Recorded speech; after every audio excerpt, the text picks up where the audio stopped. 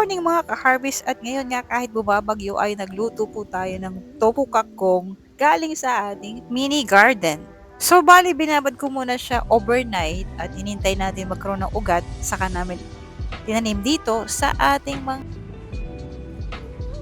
Yeah, so after 2 weeks, ito na siya guys. Ayan, pwede na tayong maggulay, mag-harvest. So dinagdagan ko siya nung yung hindi kasi kasya dun sa isang lagay. So ito, medyo nalanta ito. Pero mamaya, ayan, harvest natin siya. Luto tayo ng adobong kangkong. Thank you Lord. So ito na siya guys. So masipag lang tayong magtanim at meron tayong aanihin. Glory to God. Ito na guys, yung ating kangkong. Ayan, kaso binagyo. May bagyong Maymay. Ayan. So ayan. Magka-harvest tayo today. Dahil tayo tawag doon? Para magbunga siya ulit, diba?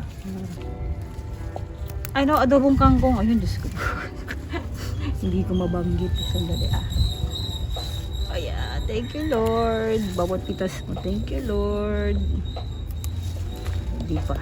Magtanim-tanim para may libre ng ulam. May tokwa dyan sa rep. So, hindi ka nalalabas. Diba na ulan ang hirap lumabas. Pero pipiliin pa natin to kasi baka may mga kalaban. Ayan. So ayan na guys, ito na yung kangkong.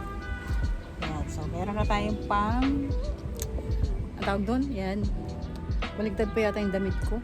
Hindi, bagong ligo. Ayan. Meron tayong adobong kangkong. So ayan, hindi ko masyado naasikaso dahil meron na tayong work, may trabaho na tayo. Thank you Lord. Pero kahit pa paano, binayayaan pa rin tayo ng Diyos ng kangkong. Libreng kangkong. Ayan, magtanim po tayo para may libre na ang pagkain. Ayan, thank you for watching and see you sa next video. Gagawa po tayo ng adobong kangkong. So ayan, bali nahiwa na natin siya. So ganito pala pa kami magluto ng kangkong guys. Hinihiwa po namin ng maliliit yung tangkay. At alam niyo ba, masarap po ito. Kasi yung anak ko, kapag normal na kangkong lang, hindi niya kinakain. Pero pag hiniwa ng ganito, ayan. Ayan, nagluto na rin ako ng tokwa. Para next, ayan, nahiwa ko na po ng maliliit. At ayan, naggisa na rin po tayo ng sibuyas bawang. Para ilagay na yung ating tofu. At ang ating star of stem ng kangkong. Siyempre yung dahon. Ayan, malapit na guys. Naamoy ko na. Sarap. And konting halo na lang at luto na siya. So ayan na guys, I hope you like this videos at kung gusto niyo rin to, sana ma-encourage ko din kayo magtanim sa inyong paligid at maka-harvest ng libre.